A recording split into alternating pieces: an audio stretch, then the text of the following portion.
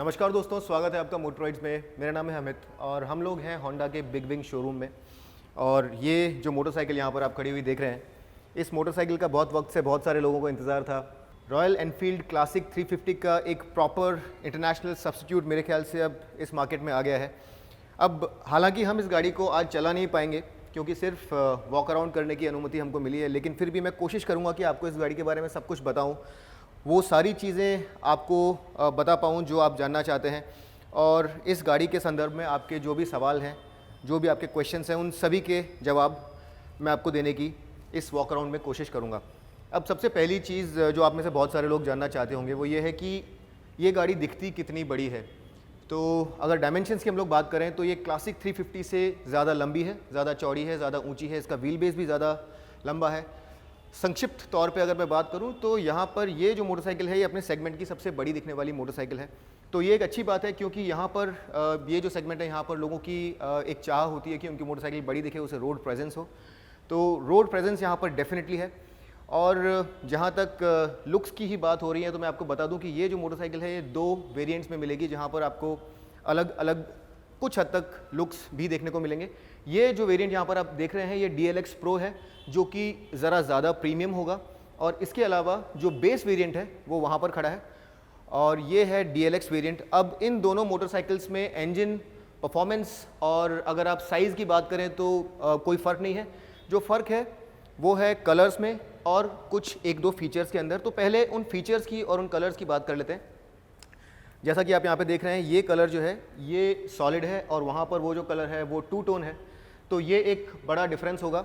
और ये solid colour जो है यहाँ पर आपको 3 मिलेंगे, आपको ब्लैक, ग्रीन और रेड कलर्स में ये मोटरसाइकिल अवेलेबल होगी। और वो जो मोटरसाइकिल आप यहाँ देख रहे हैं ये ब्लू, ब्लैक और सिल्वर का 2 टोन, जैसा कि आप यहाँ देख रहे हैं ब्लू और वाइट का 2 टोन है। इसके अलावा आपको एक ग्लॉसी ब्लैक और सिल्वर का 2 टोन मिलेगा और एक मैट ब्लैक और सिल्वर का 2 टोन मिलेगा। तो ये 3 कलर्स आपको यहाँ पर अवेलेबल होंगे। इसके अलावा यहाँ पर आप अगर देख रहे होंगे तो ये जो हॉर्न्स हैं इस पर आपको क्रोम कवर नज़र आ रहा होगा और ये हॉर्न्स जो हैं ये भी 2 हैं। तो 2 पीस हॉर्न यहाँ पर आपको मिलता है। अब ये मैं हॉर्न की बात कर रहा हूँ तो आपको ज़रा बजा करके भी दिखा देता हूँ एक बार।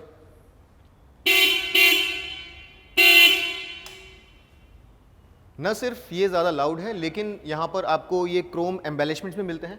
यहाँ पर जैसा आप देख रहे हैं आपको सिंगल हॉर्न मिलता है और इसकी आवाज़ भी ज़रा अलग है। इन 2 चेंजेस के अलावा आपको एक एक्स्ट्रा फीचर जो DLX Pro में मिलती है वो है Honda smartphone voice control system, जिसके द्वारा आप अपने स्मार्टफोन को इस मोटरसाइकिल के इंस्ट्रूमेंट कंसोल से ब्लूटूथ द्वारा कनेक्ट कर सकते हैं। और अगर आपके पास एक हेडसेट है आपके हेलमेट के अंदर तो आप जब गाड़ी चल रही है उस दौरान भी ये जो यहाँ पर आप बटन्स देख रहे हैं इनके द्वारा ये कंट्रोल कर सकते हैं कि आपको म्यूज़िक को कंट्रोल करना है या फिर मैसेजेस को या फिर टर्न बाय टर्न नेविगेशन को और या फिर कॉल्स लेने या रिजेक्ट करने हैं। ये सारी चीज़ें आप यहाँ से कंट्रोल कर सकते हैं। अनफॉर्चुनेटली ये प्रोडक्शन वर्जन नहीं है, ये एक प्रोटोटाइप है। तो यहाँ पर हम आपको अपने फ़ोन को इस सिस्टम के साथ कनेक्ट करके दिखा नहीं सकते कि ये काम कैसे करता है। बहरहाल आप ये देख लीजिए कि यहाँ पर ये जो 4 बटन्स आप देख रहे हैं ये आपको उस मोटरसाइकिल में नहीं मिलेंगे क्योंकि वो DLX है और ये DLX Pro है। तो ये जो एक बदलाव है ये भी आप मेरे ख्याल से जहन में रखना चाहेंगे अपने, वो बटन्स यहाँ पर आपको नज़र नहीं आएंगे। चलिए, तो ये तो हो गई इन सारे बदलावों के बाद जो इन दोनों मोटरसाइकिल्स में है। इसके अलावा और ज़रूरी चीज़ें हम लोग पहले देख लेते हैं, उसके बाद हम लोग डिटेल्स की बात करेंगे। सबसे पहली चीज़ यहाँ पर जो इंजन है ये 348.36 सीसी का single cylinder air cooled engine है। और ये जो इंजन है यहाँ पर आपको पावर मिलती है 21 PS की 5500 RPM पर। लेकिन ज़्यादा ज़रूरी चीज़ जो है वो ये है कि यहाँ पर आपको क्लास लीडिंग टॉप मिलती है 30 Nm की और वो भी बहुत ही लो एंड पर बनती है 3000 RPM पर। इसका मतलब ये है कि सिटी में इस गाड़ी को चलाते वक्त आपको ज़्यादा गियर शिफ्ट्स नहीं करने पड़ेंगे, आपको टॉर्क बहुत अच्छी मिलेगी। 5 स्पीड गियरबॉक्स यहाँ पर आपको मिलता है। लेकिन जो ज़्यादा ज़रूरी बात है वो ये है कि यहाँ पर आपको स्लिपर और असिस्ट क्लच मिलता है। इसका मतलब ये है कि अगर आप इसे बहुत स्पिरिटेड तरीके से भी चला रहे हैं, कॉर्नर्स में भी चला रहे हैं, एग्रेसिव डाउनशिफ्ट्स कर रहे हैं तो आपको हॉप नहीं मिलेगा और आप ज़्यादा कंट्रोल में रहेंगे। अब यहाँ पर असिस्ट क्लच है तो इसका मतलब ये भी है कि यहाँ पर ये जो क्लच है बहुत लाइट फील होगा आपको। खास तौर पर गाड़ी जब मोशन में है तो ये क्लच आपको काफ़ी लाइट लगेगा और सिटी में आपके आराम में और ज़्यादा इजाफा करेगा। तो ये एक जानने योग्य बात है। उसके अलावा यहाँ पर एक काउंटर बैलेंसर शाफ्ट है इस इंजन के अंदर, जिसका मतलब ये है कि आप ये मान सकते हैं होंडा की जो प्रतिष्ठा है, जो होंडा की रेपुटेशन है, उसके लिहाज से यहाँ पर आपको वाइब्रेशंस, मुझे ऐसा लगता है कि जो दूसरी गाड़ी जो इस सेगमेंट में है उनसे ज़रा कम वाइब्रेशन देखने को मिलेंगे। अब इंजन की आप बात कर रहे हैं तो ये पूरा जो इंजन का केसिंग है, जो ब्लॉक है, ये पूरा ब्लैक है और यहाँ पर आपको कुछ ये एक ब्रस्ट शेप्ड लुक दिया गया है फिन्स के ऊपर।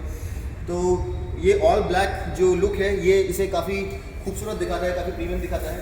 और एक चीज़ जो क्लासिक 350 मोटरसाइकिल के साथ बहुत सारे लोगों को प्रॉब्लम होती है वो ये है कि यहाँ पर रस्टिंग हो जाती है, ये डिस्फिगर सा हो जाता है, तो वो मेरे ख्याल से प्रॉब्लम आपको यहाँ नहीं आएगी।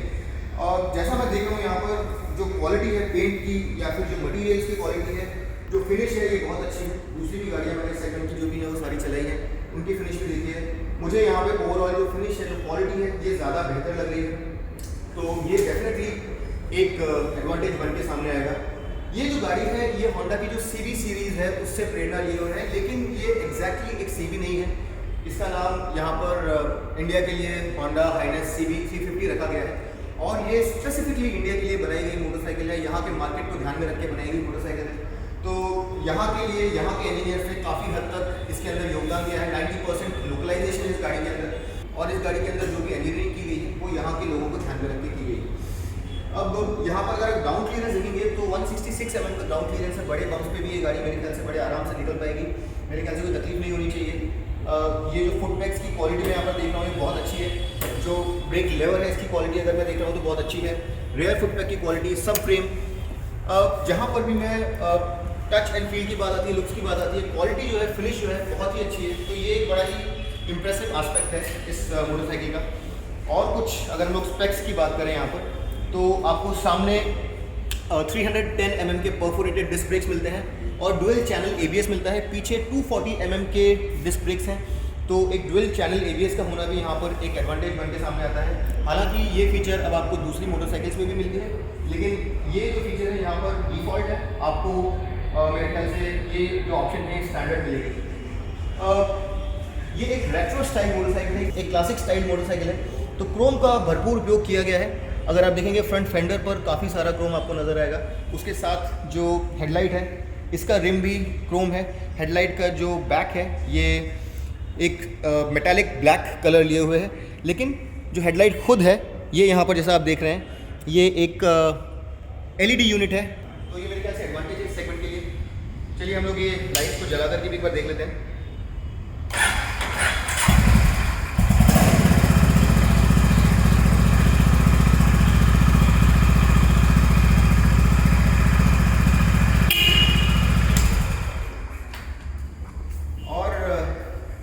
चूँकि हम इस मोटरसाइकिल को फायर अप कर ही रहे हैं तो इसके एग्जॉस्ट की आवाज़ भी सुन लेते हैं, क्योंकि यहाँ पर इसका जो एग्जॉस्ट है इसे खास तौर पर इंजीनियर किया गया है। इस सेगमेंट में जो लोग गाड़ियाँ खरीदते हैं उनकी जो एक बड़ी रिक्वायरमेंट होती है वो होती है कि गाड़ी के एग्जॉस्ट से उनको एक थंप मिले, एक अच्छी बीट मिले। तो ज़रा हम लोग इसे फायर करके देखते हैं कि यहाँ पर जो रॉयल एनफील्ड क्लासिक 350 के फैंस हैं वो कितना सेटिस्फाइड हो पाएंगे इस गाड़ी की बीट के साथ। ये है आइडलिंग।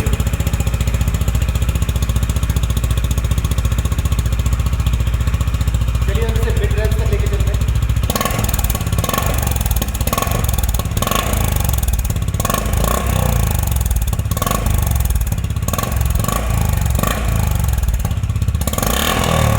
और ये है टॉप रेंज।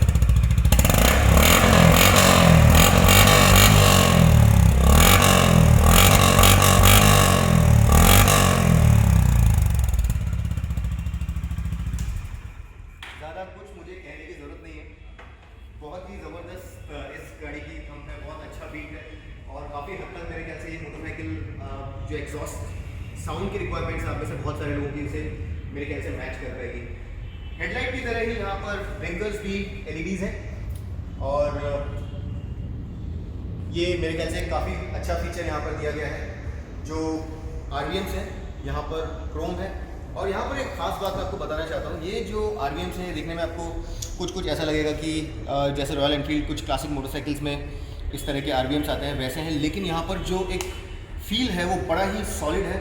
ये जहाँ पर आप इसे मूव करना चाहते हैं वहाँ पर सॉलिड तरीके से मूव होकर के रुक रहे हैं, काफ़ी ड्यूरेबल लग रहे हैं। ऐसा नहीं लग रहा है कि ये विंड के साथ नीचे गिर जाएंगे।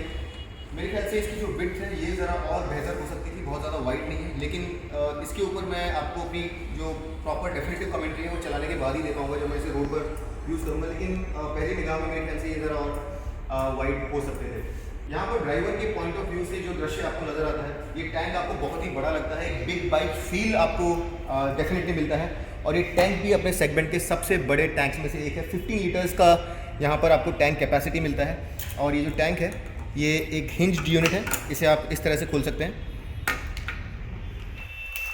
ये हम लोग एक बार ज़रा चाबी भी देख लें और इसके साथ ही एक बार हम लोग इसका इंस्ट्रूमेंट कंसोल जो है इसे भी देख लेते हैं। यहाँ पर टैको नहीं है और ये जो टेल लाइट्स यहाँ पे आप देख रहे हैं ये होंडा सेलेक्टेबल टॉर्क कंट्रोल जो है HSTC जिसे बोलते हैं ये है।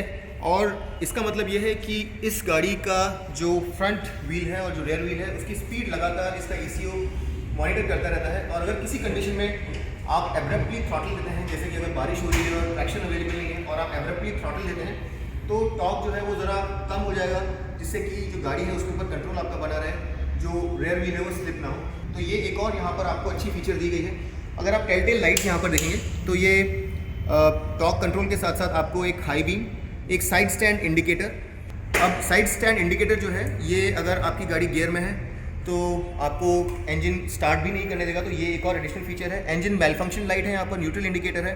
और ये इको लाइट जो है ये यहाँ पर आप देख रहे हैं, अगर आप ऑप्टिमल रेंज में चला रहे हैं तो ये लाइट यहाँ पर ऑन रहेगी, अदरवाइज लाइट चली जाएगी। और ABS की लाइट जो है ये भी आपको ऑन यहाँ पर मिलेगी। ABS यहाँ पर स्विचेबल नहीं है, तो ये बात आपको ध्यान रखनी है। इसके अलावा ये छोटा डिजिटल कंसोल अगर आप देखेंगे तो यहाँ पर आपको बहुत सारी इन्फॉर्मेशन मिलती है। और यहाँ पर लेफ्ट में आपको 2 बटन्स नज़र आएंगे। ये ऊपर वाला जो बटन है ये सारी इन्फॉर्मेशन में टॉगल करने के लिए है। देखिए यहाँ से आपको एवरेज फ्यूल एफिशिएंसी नज़र आएगी, यहाँ पर आपको फ्यूल रेंज नज़र आएगी, यहाँ पर आपको बैटरी का वोल्टेज नज़र आएगा और ये यहाँ पर आपको टोटल ओडोमीटर की रीडिंग नज़र आएगी। इसके अलावा गियर कौन सा एंगेज्ड है वो यहाँ पर आपको नज़र आएगा, टाइम आपको यहाँ नज़र आएगा और उसके साथ ही फ्यूल कितना है वो जो यहाँ पर देख रहे हैं इसके आगे आपको फ्यूल के बार्स नज़र आएंगे। तो यहाँ पर आपको माइलेज से संबंधित भी बहुत सारी इन्फॉर्मेशन मिलती है जो बहुत अच्छी चीज़ है। इस तरह की फीचर आपको इस प्राइस रेंज में और किसी गाड़ी में नहीं मिलती है। तो ये जो फ्यूल एफिशिएंसी से रिलेटेड चीज़ें यहाँ पर आपको देखने मिल रही हैं ये मेरे ख्याल से एक बहुत अच्छा फीचर है। स्पीडो 160 तक मार्क्ड है। मैं नहीं कह सकता कि इस गाड़ी की टॉप स्पीड क्या होगी, लेकिन ये एक होंडा है और इसकी पावर और टॉर्क इस सेगमेंट के लिहाज से काफ़ी अच्छी है। तो मेरे ख्याल से ये जेन्युइन 130 km/h की टॉप स्पीड अचीव करेगी। मेरे ख्याल से ज़रा ज़्यादा भी कर सकती है, लेकिन इस बारे में मैं अभी आपको कुछ डेफिनेटिव तरीके से नहीं कह सकता। इसके अलावा अगर वेट की बात करूँ तो यहाँ पे 181 kg का वेट है, जो कि अगर आप क्लासिक 350 से कंपेयर करें तो लगभग 14 kg कम है। तो ये ज़रा लाइट भी है लेकिन फिर भी ज़्यादा बड़ी दिखती है। इसके अलावा यहाँ पर आपको एक USB सॉकेट नज़र आएगा, जिससे कि आप अपना फ़ोन अगर ऑन द मूव चार्ज करना चाहते हैं तो चार्ज कर सकते हैं। ये यहाँ पर इग्निशन स्लॉट ज़रा ऑफसेट है, राइट में दिया गया है। और अगर आप स्विच गियर की बात करें तो स्विच गियर की क्वालिटी बहुत ही अच्छी है। आप जैसा कि होंडा से एक्सपेक्ट करेंगे, यहाँ पर जो स्विच गियर की क्वालिटी है बहुत अच्छी है। एक पॉजिटिव फीडबैक मिलता है आपको सारे बटन से। ये इंजन किल स्विच के साथ साथ ये देखिए आपको इग्निशन मिलता है, नीचे हैज़ार्ड लाइट्स के लिए बटन मिलेगा, टर्न इंडिकेटर्स जो कि आप सेंटर में प्रेस करके कैंसिल कर सकते हैं, हॉर्न। और ये जो सारे बटन्स हैं ये ब्लूटूथ से कनेक्ट करने के लिए आपको जो फीचर्स यूज़ करने हैं उसके लिए है। और यहाँ पर आपको एक डे फ्लैशर भी मिलता है। इसके साथ ही अगर आपको हाई बीम यूज़ करनी है तो आप इसे दूसरे डायरेक्शन में इस तरह से फ्लिप कर सकते हैं, तो हाई बीम जो है वो आप एंगेज कर सकते हैं। जो लेवर्स है इसकी क्वालिटी भी काफ़ी अच्छी है। ग्रिप्स जो है थोड़े स्लिम है और बहुत ही सॉफ्ट रबरी टच है। यहाँ पर बार एंड वेट्स जो है यहाँ पर आपको प्लास्टिक नज़र आएगा। तो ये बात हो गई स्विच गियर की। यहाँ पर जो हैंडल बार है ये क्रोम में किया गया है और ये जो सेक्शन है यहाँ पर ये आपको एक सिल्वर फिनिश लिए हुए नज़र आएगा। इन सब चीज़ों के अलावा जो एक बड़ी इंपॉर्टेंट चीज़ होती है बहुत सारे लोगों के लिए, वो होती है सीट हाइट। और मेरे ख्याल से सीट हाइट यहाँ पर होंडा ने ऑप्टिमम रखी है 800 mm की सीट के साथ। मेरे ख्याल से आप में से जो लोग 5 फुट 5 इंच या 6 इंच तक की हाइट के हैं उन लोगों को कोई तकलीफ नहीं होनी चाहिए। मेरी हाइट लगभग 5 फुट 10 इंच है और यहाँ पर मैं अपने जो हील्स हैं इन्हें आराम से नीचे रख पा रहा हूँ। तो आप में से जो लोग बहुत ज़्यादा ऊँचे करके लिए वो लोग भी इस मोटरसाइकिल को यूज़ कर पाएंगे, उन्हें कोई तकलीफ नहीं होनी चाहिए। सीट अपने आप में थोड़े फर्म साइड पर है। मेरे ख्याल से ये इस तरह की जो थोड़ी फर्म सीट्स होती हैं लॉन्ग डिस्टेंस में ज़्यादा अच्छी होती हैं।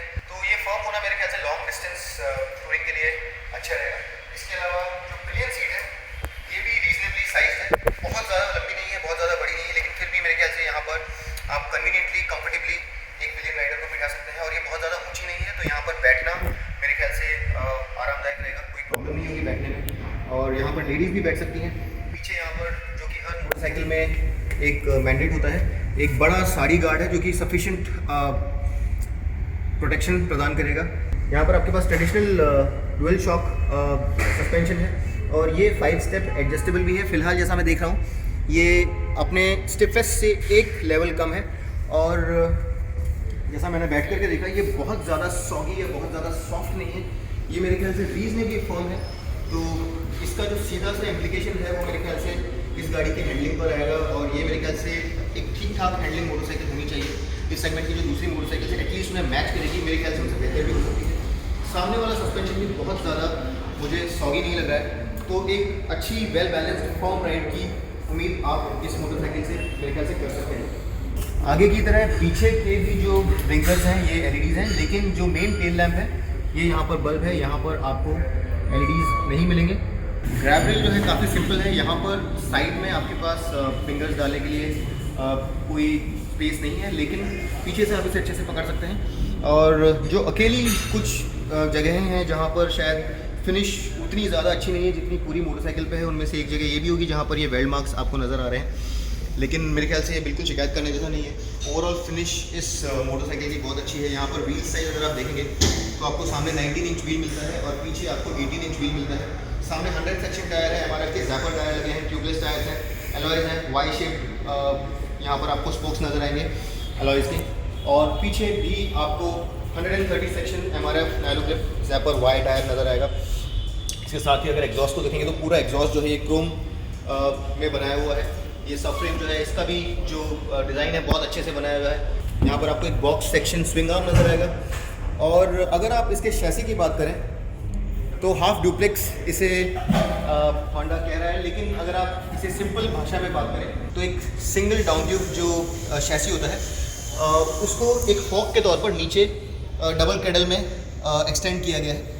तो इस शैसी की जो बनावट है वो कुछ इस तरह से कि एक सिंगल डाउन ट्यूब नीचे आता है और फॉक बन के डबल कैडल बन के पीछे पूरे शैसी की तरफ एक्सटेंड हो जाता है। इसके अलावा यहाँ पर अगर आप ये साइड पैनल देखेंगे तो इसे ओपन करने के लिए एक एलन की ज़रूरत आपको पड़ेगी, यहाँ पर की नहीं है। और दूसरी तरफ वाला जो पैनल है इसके लिए यहाँ पर आपको एक की स्लॉट दिया गया है, लेकिन इसके अंदर कोई स्पेस नहीं है। यहाँ पर अंदर आपको बैटरी नज़र आएगी, इसके ऊपर हाइनस CB350 की ब्रांडिंग भी आपको नज़र आएगी। अब देखिए, मैं इस गाड़ी में वाइब्रेशंस कितने रहेंगे इस बारे में कोई कमेंट्री नहीं कर सकता, लेकिन जहाँ तक मेरी समझ है इसे पूरी तरह से रेव करने के बावजूद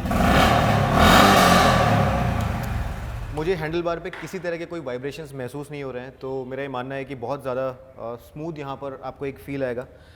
तो ये दोस्तों है होंडा की नई हाइनेस CB350 और ये जो एक सेगमेंट है लगभग 2 लाख रुपीज़ तक का, जहाँ पर क्लासिक 350 ने धूम मचा रखी है। रॉयल एनफील्ड की बहुत सारी मोटरसाइकिल्स बहुत अच्छे से बिकती हैं, एक अच्छा सेल्स वॉल्यूम है जिस मार्केट के अंदर, वहाँ पर ये एक जेन्युइन कॉम्पिटिटर बन के आएगी जो एक सेगमेंट लीडर है उसकी। और मुझे लगता है बड़ा ही केपेबल, बड़ा ही वेल रिसर्च प्रोडक्ट बनाया है यहाँ पर होंडा ने। जो कमियाँ हैं यहाँ पर दूसरी गाड़ियों के अंदर उन्हें रेडिकेट किया गया है और एक कॉस्ट को ध्यान में रखते हुए जिन चीज़ों को प्रायोरिटी दी जानी चाहिए वहाँ पर सही तरीके से प्रायोरिटी दी गई है।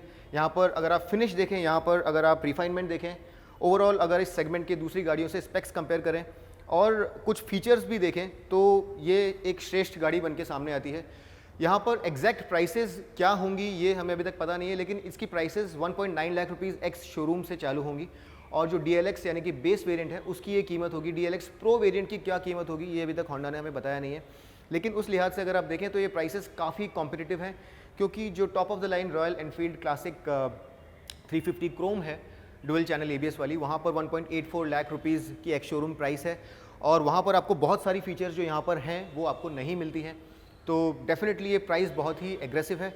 इसके साथ ही अगर आप इसे कंपेयर करें बेनेली की जो इम्पीरियल 400 है उससे, तो वहाँ पर आपको 2 लाख रुपीज़ की एक्स शोरूम प्राइस अदा करनी होती है, जो कि अगेन यहाँ से ज़्यादा है।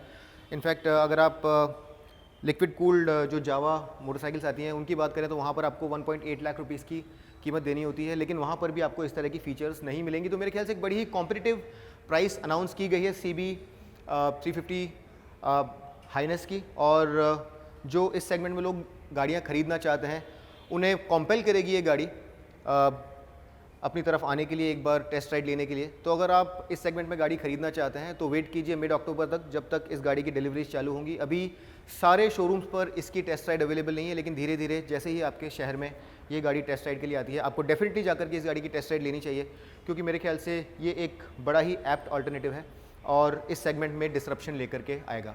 उम्मीद करता हूँ कि इस वीडियो के द्वारा मैं आपको होंडा हाइनेस CB350 के बारे में आपके जितने भी सवाल थे उन सभी सवालों के जवाब दे पाया, लेकिन फिर भी अगर कुछ रह गया तो नीचे कमेंट सेक्शन में डाल दीजिए, मैं आपके सारे सवालों के जवाब देने की कोशिश करूंगा। अगली बार तक के लिए मैं आपका दोस्त अमित आपसे विदा लेता हूं, तब तक के लिए rev hard, rev free and ride safe.